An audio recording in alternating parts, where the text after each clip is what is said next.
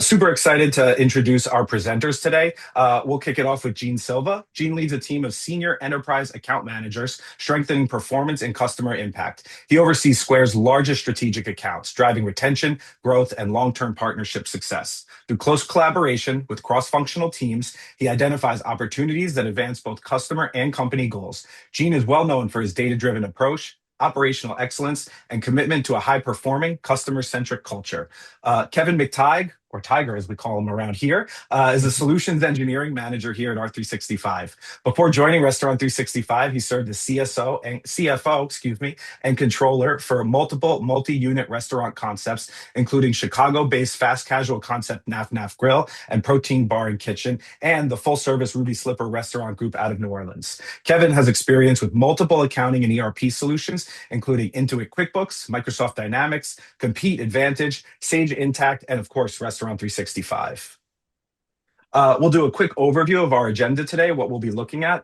We'll start out with the 2026 landscape, what we're seeing and expecting for the year ahead. And then we'll hop into Square and Restaurant 365's 2026 profitability insights, looking at trends as well as operational strategies that restaurant owners and leaders are focused on and thinking about to increase their bottom line in the new year. After that, we'll have some regional and segment outlooks. We'll jump into where operators can take control of their expenses, as well as the operator playbook for rebuilding margins. Finally, we'll look into our crystal ball a little bit, try and get an idea of what might come in the next year based upon conversations that Kevin and Gene have had with various people in the industry, as well as that live Q&A. This is the point in the long-awaited point in the presentation where I pass it over to our presenters. I will shift it over to you guys. Take it away. Awesome, Zach. Thank you so much for that wonderful introduction. And thank you to everyone here today who joined us for our webinar to talk about the outlook for 2026 and really how strong vendors like Restaurant 365 and Square and partnerships between those vendors can really help you and your restaurant organizations find success in 2026, especially in the face of a lot of uncertainty. And we're going to talk a little bit about what we expect some of that uncertainty to entail in the coming year. And we're going to start really by talking about the tail end of 2025, right? We can't talk about 2026 without talking about 2025. So Zach, if you'll go to the next slide, we'll talk about some of the trends that we saw in 2025, as well as kind of the shift that we're starting to see as we enter 2026, right? We're only 13 days away from 2026. And 2025 started off with a lot of real big challenges in the industry. And I know we kind of say that every year, right? But there were certainly a lot of new challenges as it related to food costs, related to specific and certain items. There were a lot of items that had historically been really stable food cost items like chicken legs, chicken thighs, eggs, certain ground beef products, right? There were a lot of things that historically had been pretty manageable that we saw big jumps in the start of the year. And it was a common trend that we heard from all of our customers at our marketing events, where we were able to really hear about they were having a hard time understanding where this cost increases were going to stop. And fortunately, as we've spoken to a lot of our operators, there has been a degree of stabilization as the rest of the year progressed, right? We're sitting here in December of 2025. Those conversations are slightly fewer and farther between around ridiculous price hikes across key items. I can actually find eggs at my grocery store that I couldn't find 6 months ago. So what we really expect to see in 2026 is a little bit of stabilization mixed with still some uncertainty, right? And some of that is going to be around food cost management, which we'll talk about how a Restaurant 365 and Square partnership can help you mitigate the uncertainty as it relates to food costs specifically. But some of that's really related to sales trends and understanding what consumer behaviors are going to be like in 2026. And I think Gene has some really great thoughts and trends and ideas around kind of where trends have gone from a loyalty, traffic, and ticket standpoint in 2025 and where they're going to be heading in 2026. Consumer spending for us is something that we see as somewhat normalizing. There was a lot of consumer spending pullback at the end of 2024 and the beginning of 2025. A lot of comments and conversations around recession and concerns about whether that was something that's going to be happening. But things have really started to, stabilize as we've wrapped up 2025, and we're heading into 2026 and starting to see some softening of some economic headwinds that were really affecting a lot of top line projections for a lot of our clients. And as I mentioned, those food costs being less volatile is something that certainly is going to help restaurant operators in 2026. But still, what we're finding with a lot of our clients is that they're using the tools that they have in their toolkit to mitigate the effect of food costs in whatever direction they go with menu engineering, with proper purchasing, and with real-time insights from partners like Square that allow them to react in the moment. So with that, I'm going to give it off to Gene to talk a little bit about what Gene and the Square team are seeing in terms of real trends in guest engagement, loyalty, and traffic, and kind of traffic through the restaurants. Awesome. Thank you, Kevin, and hello, everyone, and thank you guys for joining. So, as Kevin mentioned, as we've been talking through some of our larger customers on the enterprise side, they're fast growing, they're dealing with a significant amount of complexity. And as Kevin mentioned, 2025 has been a fairly unique year. And as we think through 2026, we tried to think through what are five key things that we've heard throughout the year that we think are going to be relevant heading into 2026.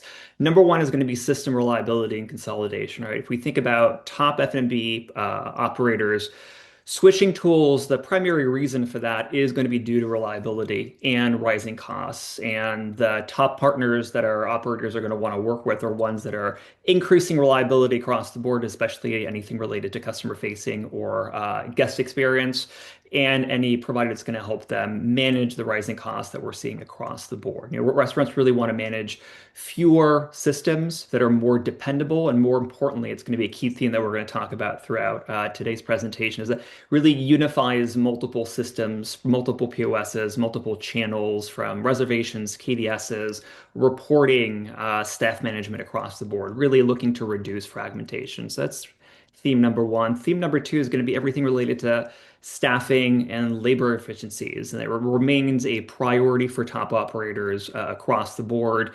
This is not necessarily a new trend, but certainly has been a top trend and a top theme that we've talked about with our enterprise customers into 2025. Hiring, training, retention remains or continues to be a top challenge, a top pain point that we're seeing across the board.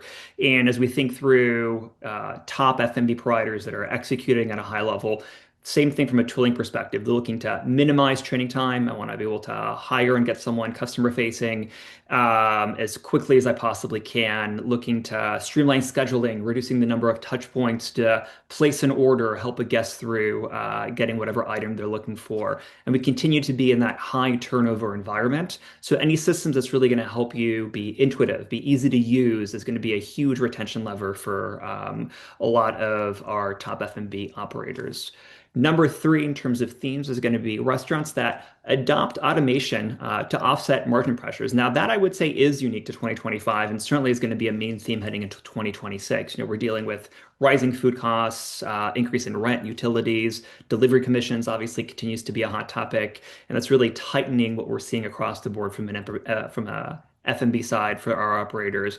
And operators, they're going to invest in solutions that help them automate menu syncing, automate labor reporting, everything related to inventory and accuracy, financial visibility, are all aspects and things that we're really truly thinking about from a tech platform perspective and how we're delivering there as we think through partnering with operators and operating and automating those back of house and cross-channel orders is really going to be really critical. Number four is going to be speed and convenience. We know this from a guest customer experience, right? This has been a top theme for in the mobile age as we think through guest experience and delivering on that. We know that we need to execute at a high level, specifically as we're seeing the demand for high efficiency when in terms of ordering and across multiple channels.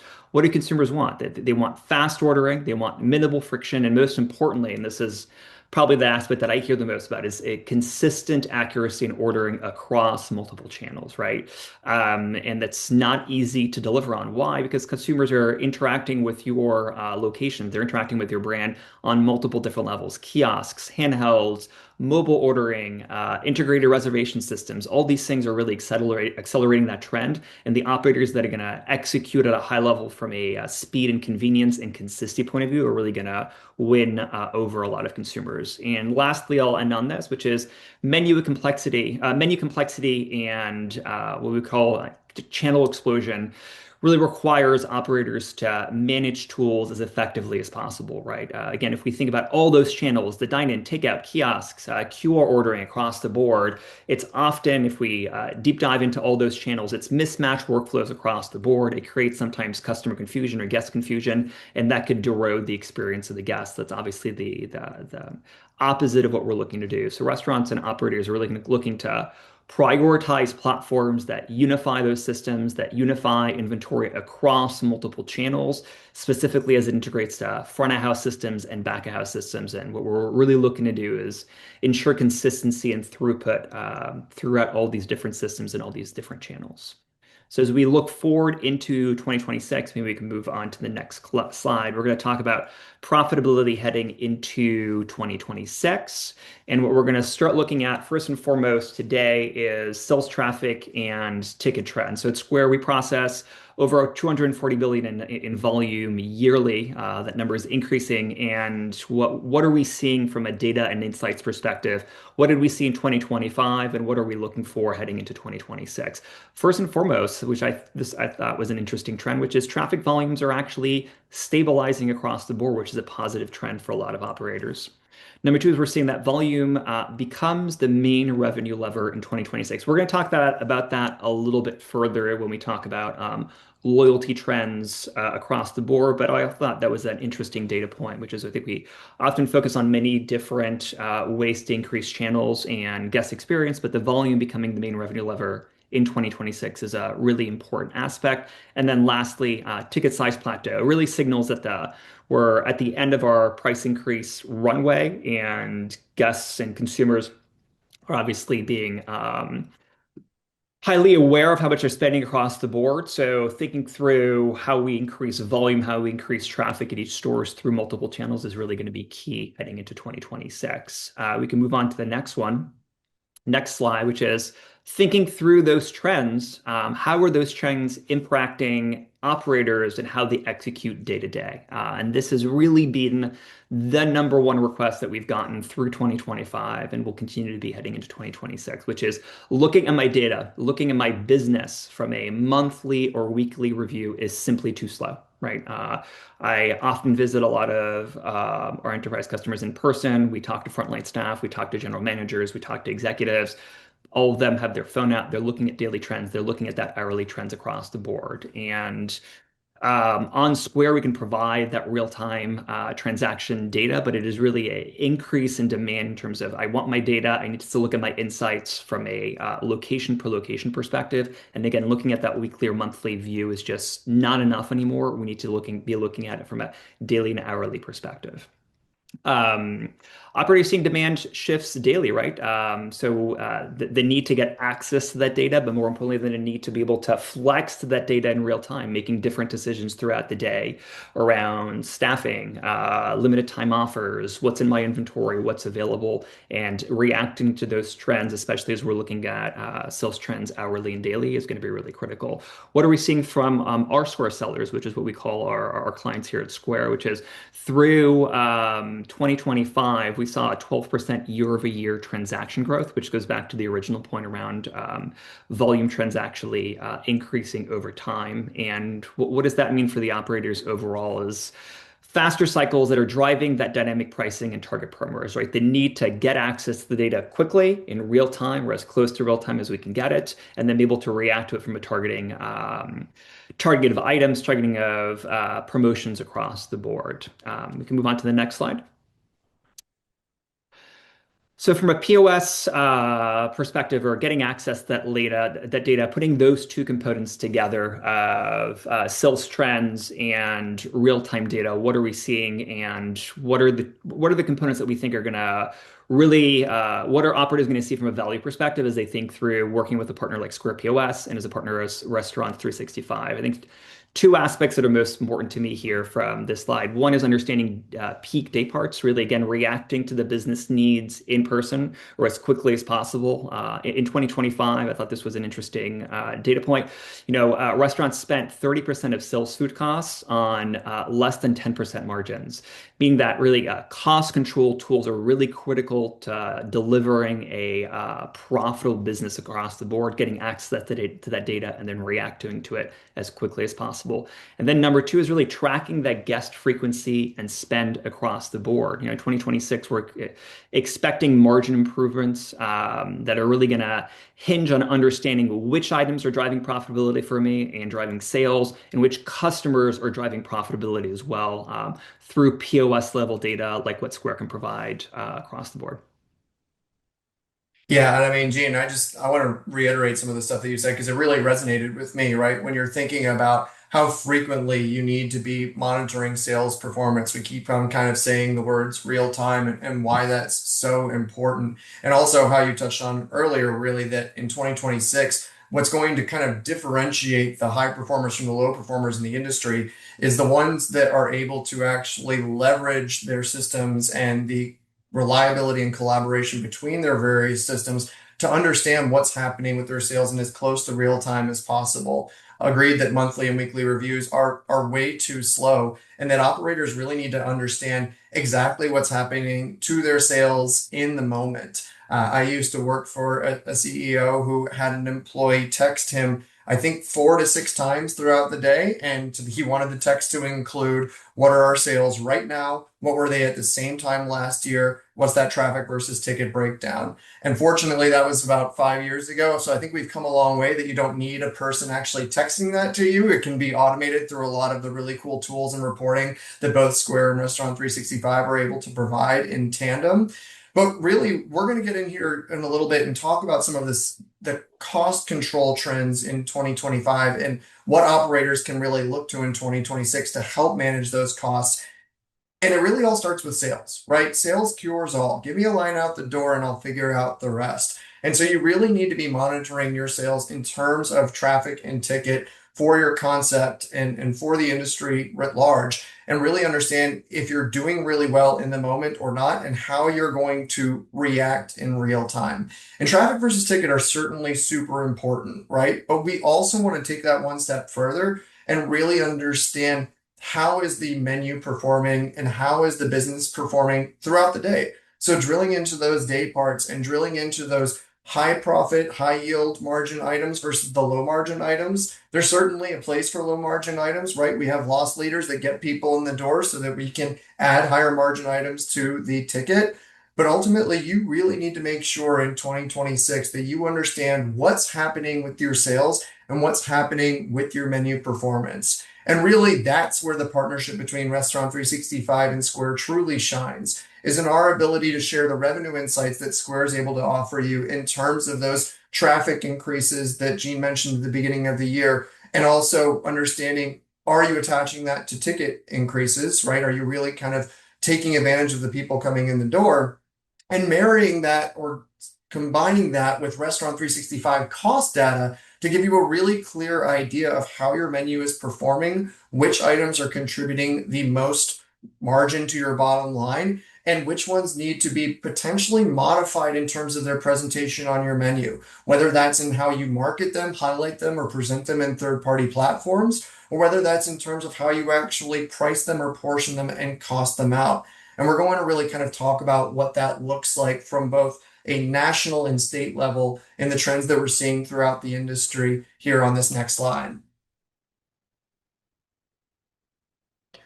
Awesome. So what we did here at Restaurant 365 is we pulled data from 11,000 locations, and we were able to actually see trends in both the cost of goods sold percentage and the labor cost percentage. Control your controllables is what my friend and colleague here at Restaurant 365 likes to say. And it's really critically important that across the board, you know what your COGS are, what your labor are relative to sales in real time.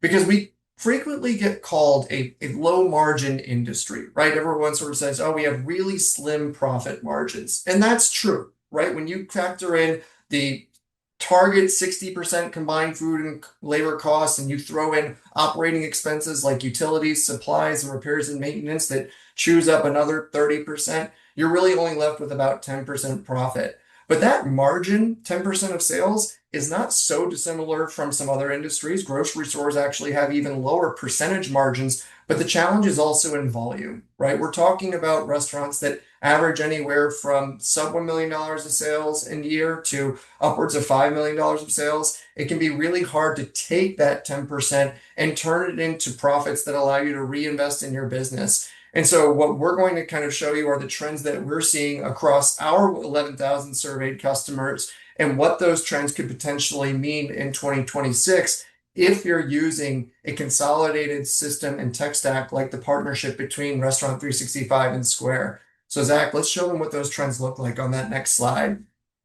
So big picture here, right? We're looking at trends in terms of cost of goods sold, labor, and what we here at Restaurant 365 refer to as prime profit. We think of COGS and labor as your prime costs, and those are your two directly variable costs that go up and go down as it relates to your sales. Prime profit is what gets left over, right? So a good target for prime costs is 60%.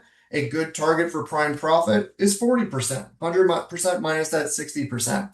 And if you look at the trends that we see month over month, they're actually relatively stable, especially even in the early months of the year. Across the bottom, you'll see that we're looking at 10 months of history in 2025 and showing you the trend in the cost of goods sold, labor, and prime profit percentages. And you'll notice that COGS is relatively flat. And you tell me, Kevin, how can that possibly be when you just told me things were crazy with eggs, things were crazy with certain food items? How did people keep their food cost percentages stable throughout those early tumultuous months of the year?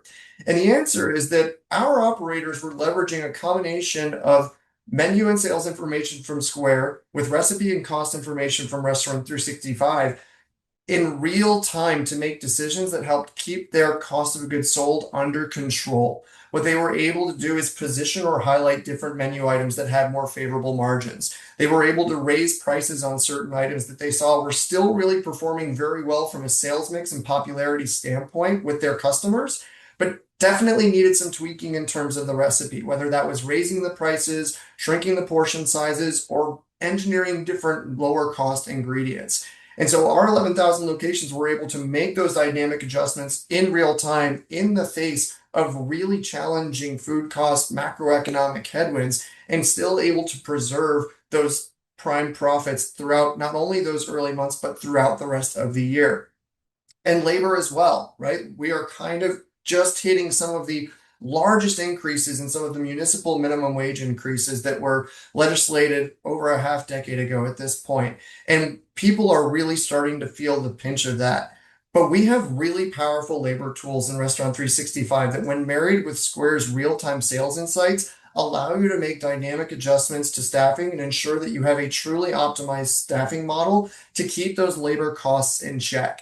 And so what you're seeing here is that not only were our customers able to re-engineer their menu to keep their COGS in check, that flew through to their labor because they were able to figure out items that required less labor to produce or less item to serve effectively in a way that satisfied their guests, and were able to optimize their labor and staffing models to face through these times as well. And we expect these trends to continue in 26. We expect our operators who are leveraging a stable, reliable, combined technology stack to face the challenges that may come their way and preserve and maintain their margins, even in the face of whatever 2026 may bring.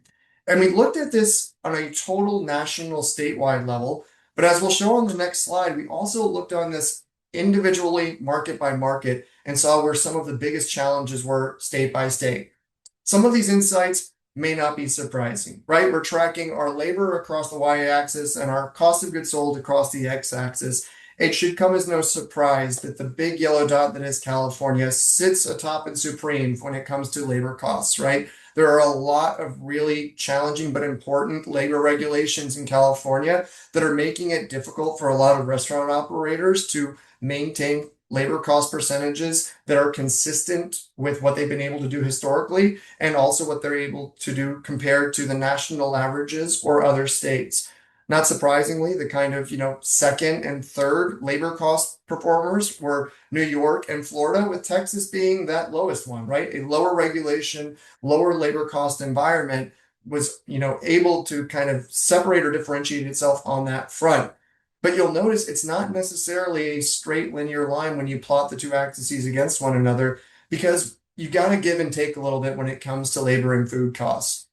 While New York and California may have some of the higher labor costs, they had lower food costs among our customers, because what they were able to do was take advantage of those high cost of living markets and raise prices or engineer their menu appropriately in such a way that they were able to deal with the upwards pressure of labor costs with wage regulations and staffing demands, and offset that with really great cost of goods sold management by ensuring that their items were priced appropriately, in some cases quite expensive, and were also in such a way that kind of drove the volume that they needed to absorb those food costs.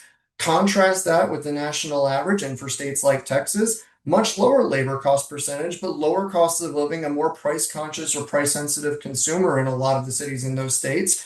And what they really needed to kind of balance was, while they had lower labor costs, they needed to manage higher food costs because they weren't able to charge as high of a ticket for the same item being sold potentially in California and New York. So the balance for operators is really understanding that by concept, by state, you may not always have the same breakdown between your labor costs and your food costs. But what you can do is ensure that you cater to your state, your market, and your concept in a way that their combined impact is still one that is stable and still margin positive.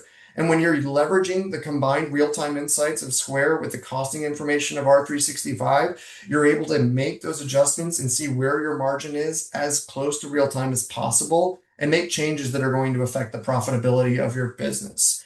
And so with that, I want to kind of move to some of the regional and segment outlooks for the upcoming year, and really thinking about what's going to happen in the nation and the state, but more specifically, as I mentioned, in the different types of concepts and the different types of verticals. And so we've got some ideas here of what we think 2026 is going to bring for the different categories or different segments. And Gina and I had a chance to talk about this and catch up on it before we, joined you all here today this afternoon. Gene, you and I were talking a lot about fast casual and QSR, and what it was really going to mean for them in 2026, what trends from 2025 might continue into 2026, what might change. And you had some insights about where you really thought traffic ticket and particularly top line revenue would go in 2026. You work a lot in the enterprise QSR space. What do you sort of see happening in 2026 in that vertical? Yeah, absolutely. Well, first and foremost, I think we can see from the slide, it's not going to be uniform year across the board, as you mentioned. So all these trends I find interesting. There's something interesting to point out on all these bullet points, but digging into the fast casual and QSR side, what we're seeing is obviously leading indicators that's going to suggest sustained growth through 2026, which is really interesting across the board. And we're seeing that fairly consistently from many geos and multiple different size sellers that we have across the board. And what we're seeing is those operators really needing that real-time data and geography-specific sales, as a lot of these mid-sized brands to upmarket brands are looking to breaking into new geos, new markets for consumers that are maybe not as familiar with their brands as possible, and then needing to know which markets I need to be investing in, where should I be expanding, what are those costs going to be, what are the specific locations that I need to be looking out for,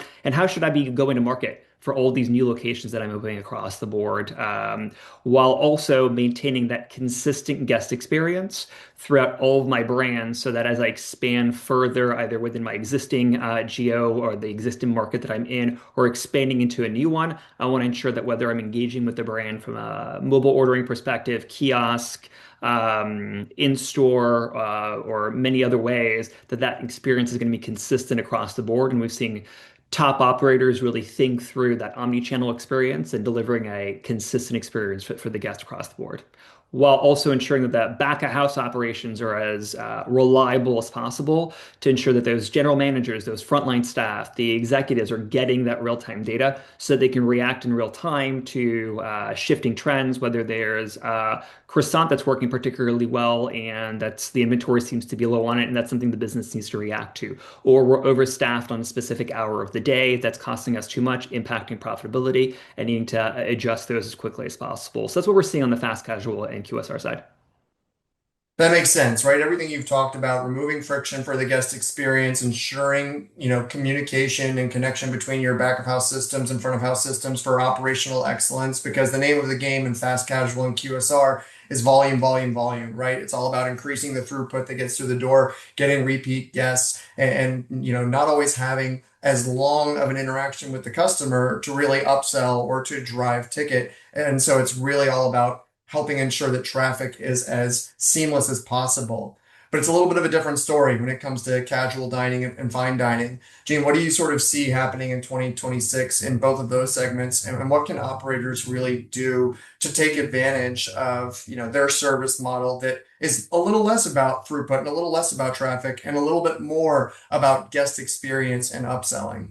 Yeah, absolutely. I think from a casual dining perspective, this is where we're compared to 2025 heading into 2026, where I think we were seeing the biggest improvement where casual dining took a pretty big hit, I think, through 2024 and then 2025 continued. But Right.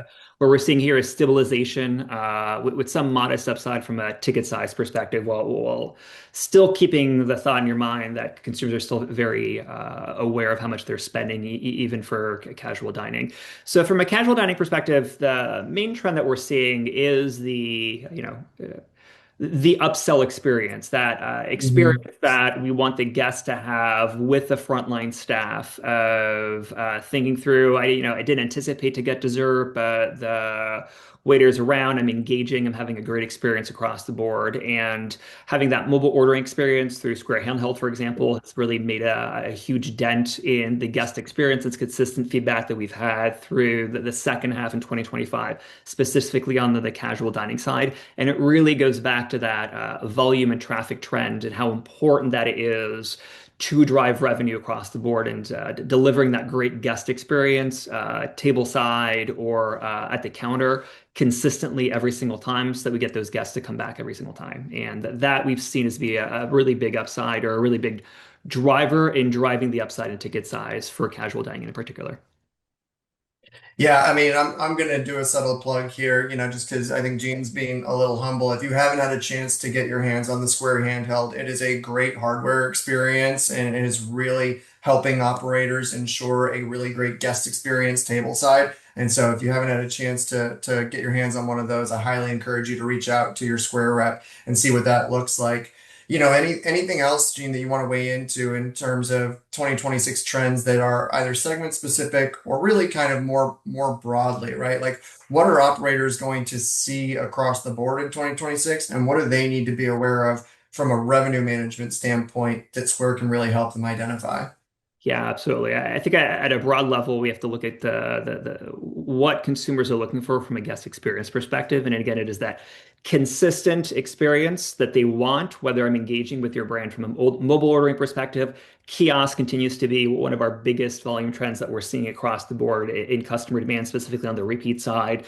Whether I'm going back to up to the counter, whether I'm engaging with the waiter at the table, but ensuring that we are delivering on that consistent experience. I think we've all been there where we're at a table, we're waiting. There's a QR code. There's also waiters. I'm a little bit unclear. Should I be doing the QR code? I go on the QR code, it's only a menu, or sometimes it's mobile ordering. Sometimes the mobile ordering is turned off.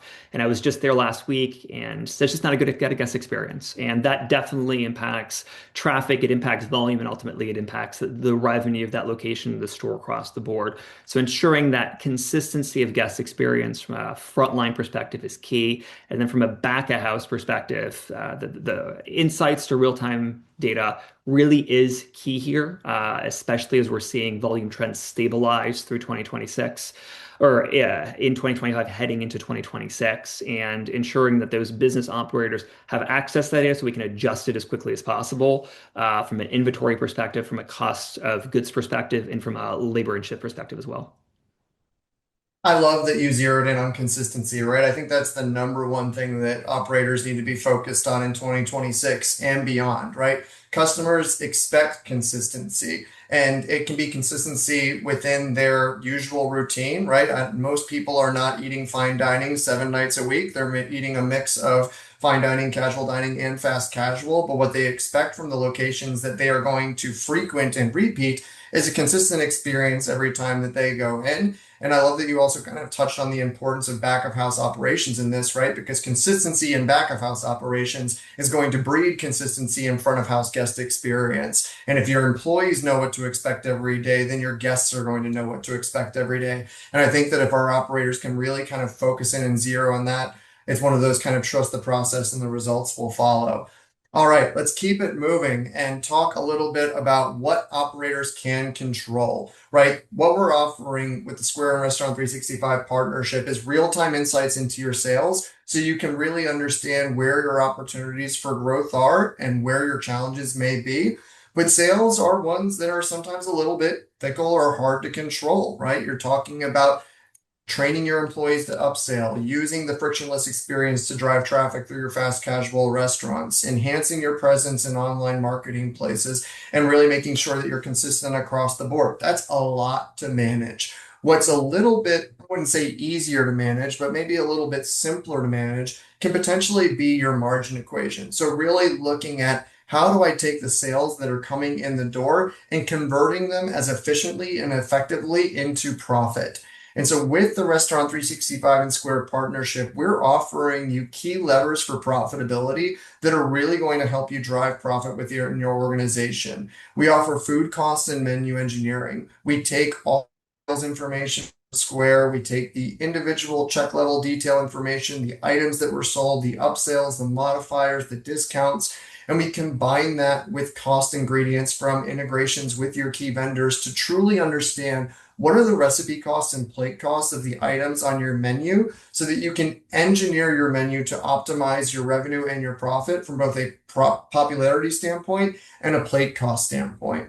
And that flows through into managing your labor. With the information we're getting from Square, we're able to help you forecast what your sales and product mix are going to be so that you can ultimately plan your week well in advance and know that you're going to have your aces in your places with optimal labor guides and really great reporting to ensure that you have strong labor efficiency and workforce planning from the get-go that can then be adapted in real time based on trends in sales due to weather or special events or promotions or other kind of related factors. And finally, using Square, and Gene, I'll let you touch on this if you want to, in terms of loyalty, sales frequency, demand generation, right?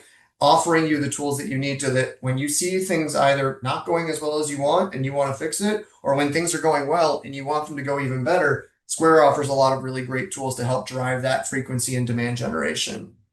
Yeah, I think we'll talk about it in a couple of slides, but obviously that's one of the key factors in terms of revenue stability and ensuring that we're keeping that consistent guest experience, that we're keeping those customers coming back every single time is through that insights around loyalty and what trends we're seeing. So I'm excited to talk about that in a few slides.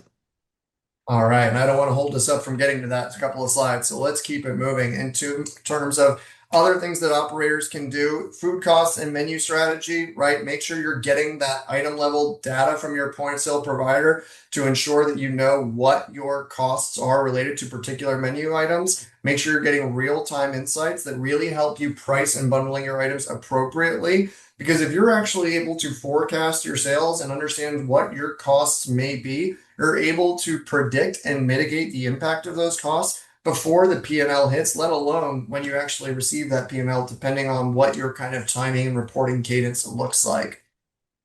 Moving on to kind of the next side of it, right? We're talking about controllables. So the first one, food cost, cost of goods sold.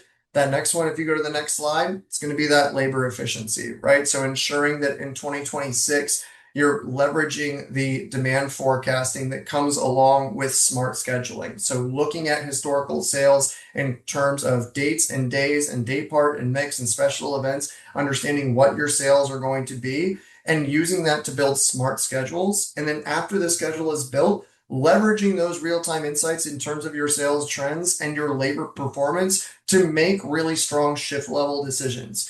Now, in some states, you may not have as much flexibility in terms of really deciding whether you want to ask employees to stay on a little bit longer or ask if they'd be willing to cut their shift a little short. But even in the states where there are limitations around that, you're still able to really understand the impact of those decisions or the impact of people being in the restaurant during certain time periods and how you can manage that better on a week to week basis.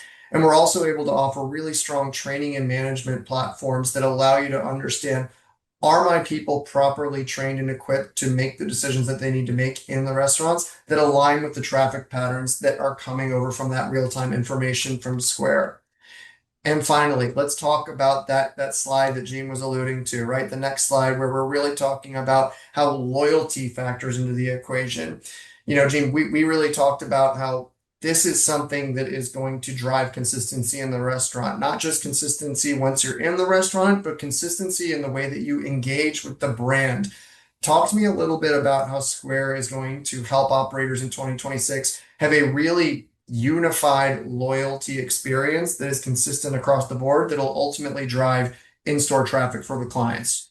Yeah, absolutely. Thanks. I think this has been one of the more challenging yet fun aspects of talking through with top performing operators through 2025, which is how should I be thinking about loyalty and frequency, and how is it tied to my growth drivers across the board? How much should I be investing in it across the board? And obviously, loyalty engagement is a strong predictor of revenue stability. That may not be necessarily a new insight heading into 2025, but what has been new and where I would encourage operators to think through and invest as they assess different systems that are across the board is first and foremost, can I work with a system that is giving me that unified customer profile? Why? Because it really helps me identify key trends across the board. That's obvious. But then it really helps me digging into specific guest data so that I can understand who are my top customers, where did they come from? What are my top channels? Where should I be investing in? And how do I keep engaging with those top customers? And how do I keep converting those high volume, high value guests coming back to my locations across in multiple different channels? So that's been a really fun theme to talk about throughout 2025 heading into 2026.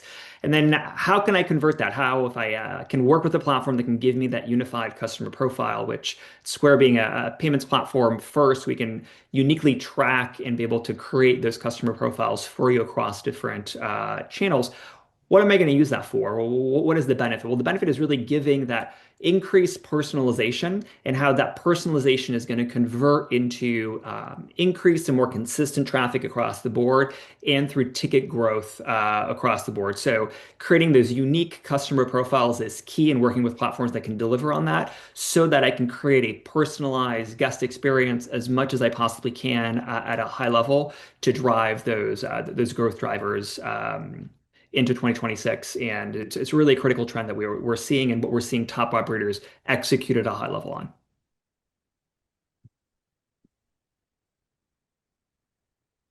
Shall we head into 2026 predictions? Perfect. All Let's right. do it. Yeah, I think this is maybe my favorite slide that we have today is 2026 predictions. We can look back in 2027 and see whether we got this right or not. We can head to the next slide. So what are we seeing and what are we predicting for 2026? First and foremost, predictive analysis becomes expected, right? This has been a top demand that we've seen from top performing operators across the board, which is able to get real-time insights and then be able to take those insights and create actionable data so that I can operate my business at the highest level possible through predictive analysis. And I think our integration between Square POS and Restaurant 65 really is able to deliver on that in really unique ways. Number two is going to be traffic frequency is going to be more important than ticket size as a growth factor. Getting that consistent traffic across the board, providing that reliable and consistent guest experience that we've been talking about since the beginning of the presentation is really a critical aspect that's going to drive success and profitability for a lot of our operators across the board. Number three is profitability is going to rely on linking revenue and cost intelligence, right? Understanding where my trend's going, what are my top sellers, what is growing, and what limited time offers are working, and how does that correlate to profitability through cost intelligence? Can I truly understand, does a item or a new category driving increased sales? Is it also driving increased profitability across the board? And if it's not, then I need to go back and figure out and make decisions around whether it's not the right items or it's not the right inventory that I'm working with. Really having data to do the cost intelligence analysis is really going to be key. And then lastly, as we've been talking about this throughout today's presentation, is those real-time insights so I can improve my decision making. Really replaces those batch reportings that we've been accustomed to, those monthly and weekly reports that just are no longer valid. Getting that real-time insights that I can make decisions for my business is going to be really, really key heading into 2026. Love that you laid those out there as bold predictions. They're going to be coming back to us, Gene, in January of This isn't 2027 recorded, and right? Just in seeing if we case got this it is right. Of course not. No, we would never do that to you. But yeah, in terms of really kind of what we want to wrap things up on and how you really think about it in terms of a playbook that really combines Restaurant 365 and Square for your operations in 2026. We're going to be leveraging the real-time sales information from Square to match your labor to real-time demand with R365's scheduling and workforce management solutions. We're going to be using the menu mix information and modifier and upsell and discount information from Square to really help you review and refine your menu performance on at least a monthly basis, if not more frequently, really understanding the impact that certain upselling price decisions and menu engineering decisions have not only on your food cost controls, but on your top line growth, revenue growth, and the impact that that has on flow through to the rest of your P&L. You're going to be leveraging Square's information to boost that guest frequency using that unified customer profile and loyalty offerings to make sure that you're using targeted loyalty and offers and combining that with the Restaurant 365 cost information to make sure that those targeted offers are ones that drive margin and that you're not just giving away high cost items. And if you're really leveraging the two tools together, I really think you're going to be able to forecast your margin impact on both prime profit and on food costs and labor costs before you take that action. And so in 2026, we really think that the most profitable restaurants are going to be the ones that treat data as a real-time daily operational asset. And honestly, the Square and R365 ecosystem is uniquely built for that future. So in terms of key takeaways, right? The things that we've kind of said that we really want to drill home, right? 2026 is going to reward operators who act on real-time data, not just the ones who get data, but the ones who act on it. And Gene, you said it again and again, but I feel like you need to just drill it home one more time. Traffic, right? Yeah, that traffic frequency is really going to be key heading into 2026. It's from our point of view, as if not more important than driving ticket size growth. It's really the key indicator of revenue growth heading into 2026. So really something to invest in, to think through, and to have the right systems in place in the back of house and front of house to make sure that you're delivering that experience so that you're figuring out how you ensure consistent traffic across the board at all of your locations. And once you're leveraging traffic, you're going to have a lot more tools at your disposal, right? Menu and labor are going to remain your biggest controllable levers in the restaurant. Control your controllables. And if you have that sales information from Square married with the cost information from R365, you're going to know what levers you can pull and which ones you can't to make sure that every decision you make is one that enhances the guest experience while preserving margin. And so really connecting revenue insights from your point of sale provider with cost insights from your menu management and accounting system is critically essential for you to perform in 2026. And we really believe that Square and R365 together are what's going to give you and your operators a unified view to build margins and to continue to build upon that success, even in the face of uncertainty going into 2026. I want to say thank you to everyone for joining us today. We really appreciate you sitting through this conversation. Gene, I want to thank you for your time and your insights. You always bring really cool and colorful ideas to these conversations. And I think with that, we've got maybe a couple poll questions and maybe some Q&A. So Zach, I'll let you kind of cue that up. Yeah, thanks so much, guys. Again, echoing that sentiment, really appreciate your time and your insights. We're going to have a quick poll here in a moment. Just a note about the QR code. If you are a current Restaurant 365 customer and you have questions about your instance, any particular question regarding any help you might need, you can use that QR code. That'll take us to our support center. It'll take you to our customer success team who will able to either troubleshoot those issues or figure out how to help you get more value out of our platform. I'm going to go ahead and launch our poll right now. And thank you so much. Sooner everybody drops in a few answers, the sooner we will be able to jump into a brief Q&A. I've seen a handful of people have jumped out. Understand it is a busy time of the year for everybody, so we'll do a couple of quick questions and then get everybody on their way. Thanks again so much for being here today, everybody.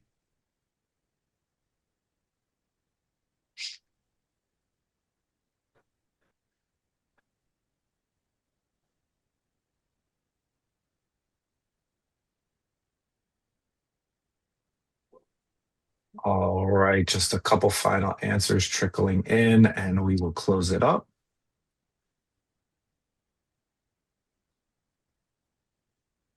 All right.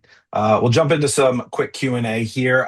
One question we had, you guys shared a lot of information today, a lot of different data points, a lot of different KPIs to monitor.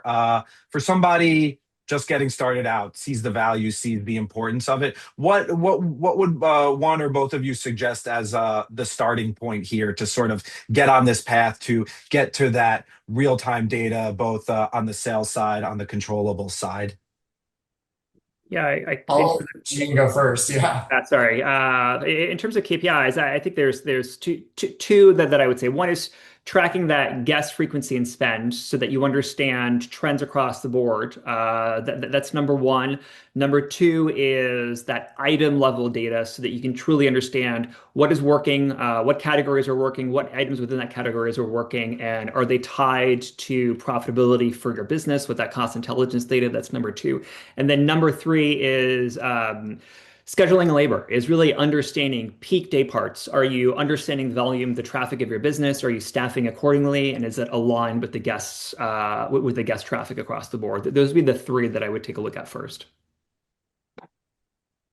Yeah, I'm right there with Gene, right? You got to start with sales. You got to make sure that you understand all the KPIs that relate to sales. So understanding performance, comp, traffic, ticket, day part, menu mix, and really getting into the details of where your sales are performing and where they're not, because it might surprise you, right? And especially if you have a varied menu with different segments, you need to be breaking it down by their different components. If you're a full service or casual dining restaurant that has a beverage component, look at how beverage is performing, but within the beverage segment of your menu. Don't worry about how your, total sales are doing. You need to know, hey, are my beverages performing better than they were last week, last year? Is one particular beverage performing better than another one? Not really worrying about how it relates to food outside of understanding, are there pairings? Are there combinations? Are there combos that tend to kind of shine through?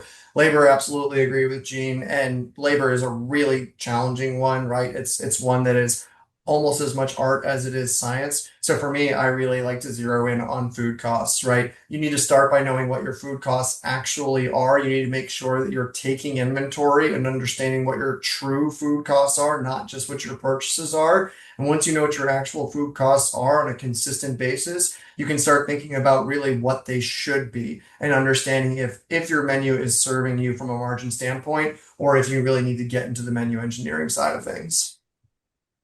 Great. Thank you so much, guys. One more quick one, interesting. Never want to be accused of lobbing too many softballs, but question here from Robert Sloop. He said there's a challenge right now with restaurants being perceived as in some segments too expensive. A lot of concerns about traffic.